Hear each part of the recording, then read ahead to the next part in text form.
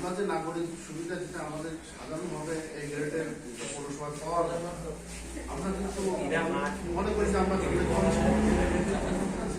আর এই যে যেগুলো আপনি এই সমস্যাগুলো শুনবেন এগুলো তো বাইরের প্রজেক্টের ভিতরে এগুলো ঢুকবে, তাই তো? রেগুলার যে প্রজেক্ট পৌরসভার যে আপনার রেগুলার যে ইয়েগুলো মানে নাগরিক সুবিধা সেগুলো কি এর মধ্যে আপনি নিচ্ছেন নাকি ওগুলো পৌরসভা আলাদাভাবে করবে? রেগুলার নাগরিক সুবিধা বলতে আপনাদের এই যে লাইটিং, বর্জ্য, এই যে পানি, এগুলো তো আলাদা নাগরিক সুবিধার মধ্যে। নাগরিক সুবিধা এখন এটা বিষয়টা হচ্ছে যে আপনাদের পৌরসভার সেই ধরনের ক্যাপাসিটি নেই আপনাদের যে ফুলফিল করার জন্য।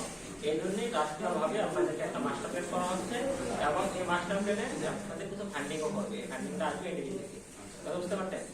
এই ফান্ডিংটা আসার জন্য আপনাদের একটা পুরো পরিকল্পনা কমপ্লিট করতে হয় এবং একটা পরিকল্পনা যেটা আমি কিন্তু প্ল্যানিং ডিপার্টমেন্টে সবাই একটু শুনি আমরা।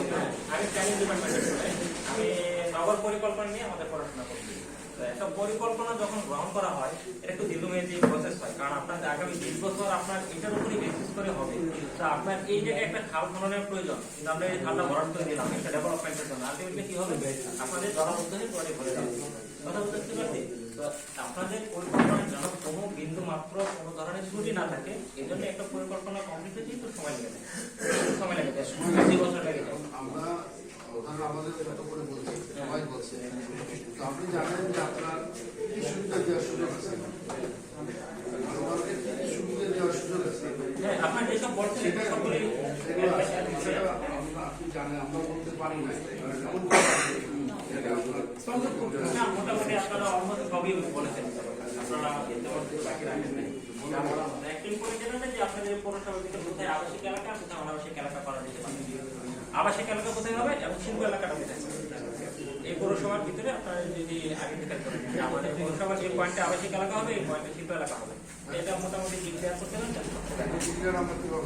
হ্যাঁ, এটাই তো প্রবলেম যে আপনি যত জায়গায় বলছি সবাই একটি প্রবলেমে ফেস করে ভাই আমরা কোথায় বলবো।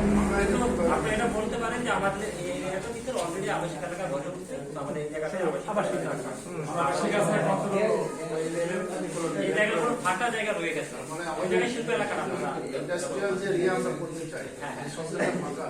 যেসব ফাঁকা জায়গা রাস্তার পাশে ফাঁকা জায়গা আছে, এটা কিন্তু ইম্পর্টেন্ট বিষয়। দেখেন আপনার যে আবাসিক এলাকা অনাবাসিক এলাকা যদি একসাথে হয় তাহলে কি প্রবলেমটা হয়?